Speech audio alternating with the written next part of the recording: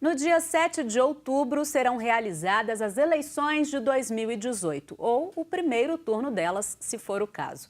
Desde antes dos lançamentos oficiais das candidaturas, cenários começaram a se formar.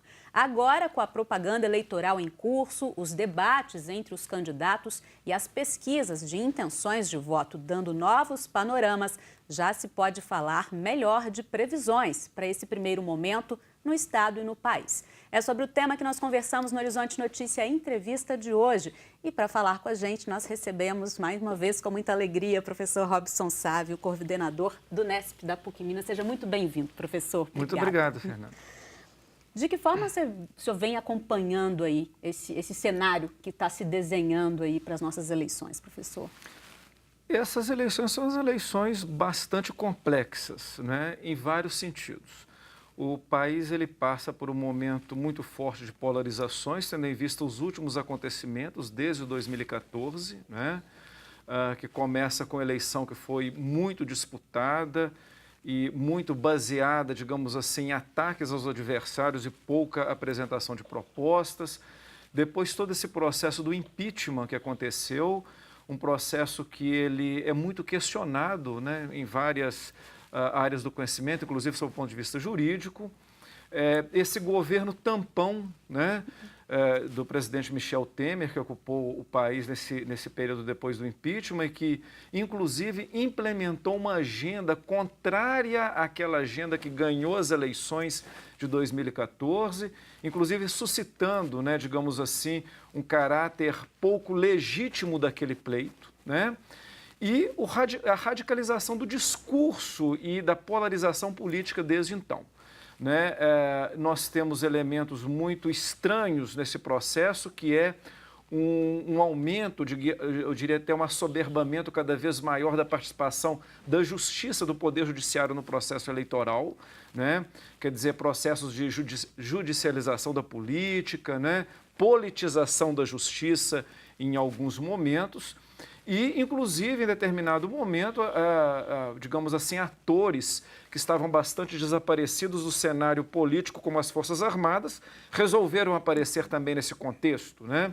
Todo mundo lembra aquele episódio da greve dos caminhoneiros, por exemplo.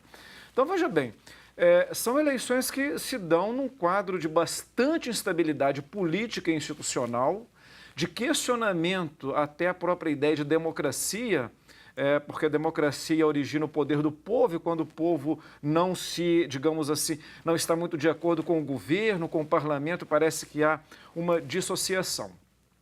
E um outro dado, Fernanda, que eu acho muito preocupante, que eu quero apresentar aqui para os nossos telespectadores, são pesquisas que apontam a possibilidade de índices de abstenção nulo e branco de votos atingirem percentuais de quase 50%, ou seja, o cidadão desdenhando o processo eleitoral, que é fundamental, inclusive, para a retomada da própria democracia. É uma pena, né? Que não contribui de forma nenhuma aí para a escolha aí dos novos líderes aí, né, da nação, dos estados. Sim, e isso é importante você fazer essa pergunta porque existem uma série de notícias falsas, sim, como, por exemplo, aquelas que dizem em redes sociais que se você tiver 50% de votos brancos e nulos, a eleição será...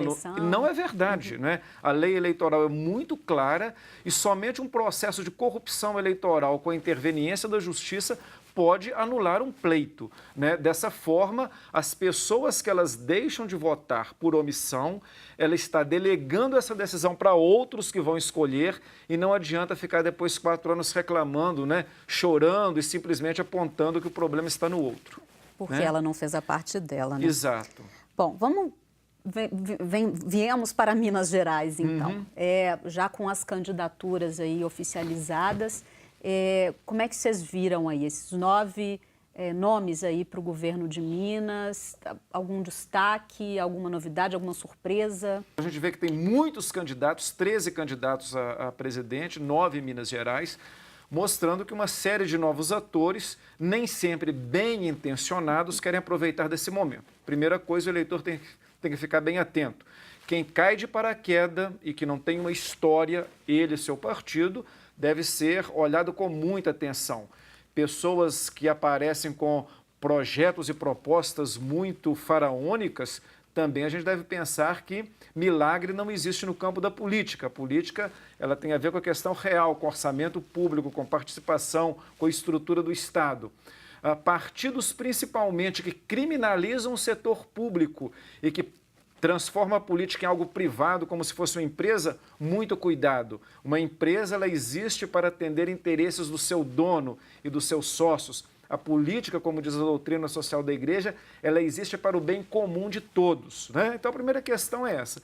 E no caso de Minas, nós temos, muito provavelmente, uma possível reedição da polarização entre PT e PSDB, né? No caso, o governador atual que tenta a reeleição, com muitas dificuldades, haja vista a crise fiscal e econômica do Estado, a questão do funcionalismo, e o grupo político anterior, representado pelo senador Anastasia, que governou Minas Gerais por 3 mandatos consecutivos.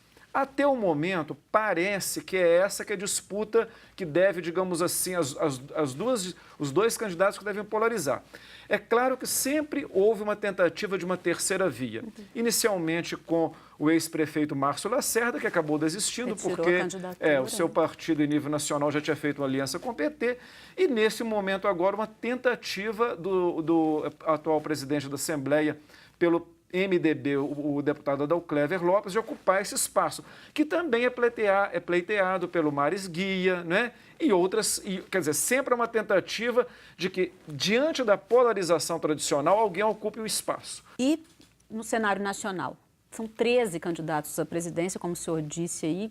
Desses 13 aí também temos já indícios do que pode seguir? Vamos ter um segundo turno? O que a gente já pode dizer? Os analistas políticos, quem acompanha mais de perto o processo, tem, digamos assim, apontado a possibilidade, de novo, de se ter a velha polarização, né, a tradicional polarização, entre o PT e o PSDB. Quer dizer, ou seja, entre Lula, que provavelmente não disputará, porque tem questões pendentes na Justiça, mas o seu candidato, que provavelmente deverá ser, que já é o vice, o Fernando Haddad, que deverá ser o cabeça de chapa, e provavelmente com Geraldo Alckmin, do PSDB, que é um partido grande, com bastante capilaridade e que representa segmentos, digamos assim, mais do centro e conservadores da sociedade, que tem muita força e muito poder de vocalização.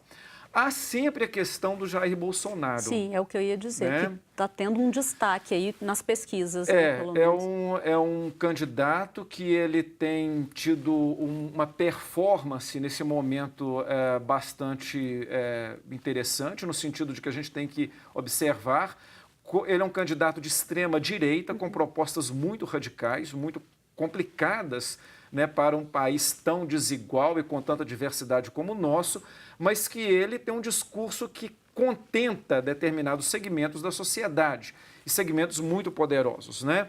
E nesse momento ele está, inclusive, em segundo lugar nas intenções de voto. Vamos ver como é que esse cenário vai desenhar. Então nós temos, quer dizer, esses 3 possíveis candidatos que vão disputar, eu imagino, o segundo turno, alguém do campo do Partido dos Trabalhadores, PSDB ou o próprio Bolsonaro, e tem figuras, por exemplo, como Ciro Gomes e Marina Silva, que eu acho que tem capacidade de, eventualmente, como a corrida eleitoral agora, nessa reta final da propaganda, como ela se delinear, um desses também pode vir a ocupar a disputa no segundo turno. Ou seja, eu não tenho dúvida que nós teremos segundo turno para a eleição nacional, para presidente. O problema é quem? Eu imagino, nesse momento, os 3 que estão no páreo são o campo do PT, do PSDB e do PSL com Bolsonaro. Esse cenário pode mudar? Pode, acho pouco provável. Temos que esperar um pouquinho para ver como é que as coisas elas prosseguirão nos próximos dias. Com certeza. Bom, para a gente encerrar, professor, estamos aí há um mês das eleições. O senhor já falou um pouquinho dessa questão da preocupação em relação às abstenções, então queria que o senhor deixasse aí mais uma vez, reforçasse essa mensagem. É importante votar, é importante acompanhar os candidatos, porque é o futuro de todo mundo, de cada um de nós que está aí, né? Eu acho que, em primeiro lugar, Fernanda, é preciso que as pessoas entendam que eleições elas não vão resolver todos os problemas do Brasil. Qualquer político ou partido que queira apresentar o processo eleitoral como a solução de todos os nossos males está mentindo. Mas as eleições podem começar a retomar, né, digamos assim, um processo democrático no qual a sociedade, o eleitor, volte a ter protagonismo, que não acontece nesse momento. Por quê? Porque dali pode surgir um governo legitimado pelas urnas. Então, por isso que é fundamental participar e assumir esse compromisso. Segunda coisa, não adianta votar só nos candidatos majoritários, para presidente, para governador e para senador.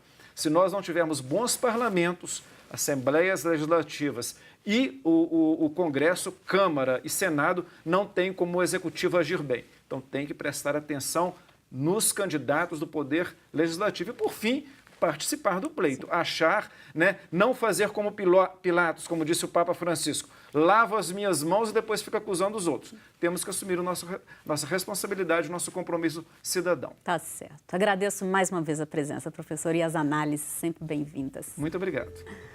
Horizonte Notícia Entrevista termina agora. Se quiser rever o programa, acesse o tvhorizonte.com.br. Tchau, tchau.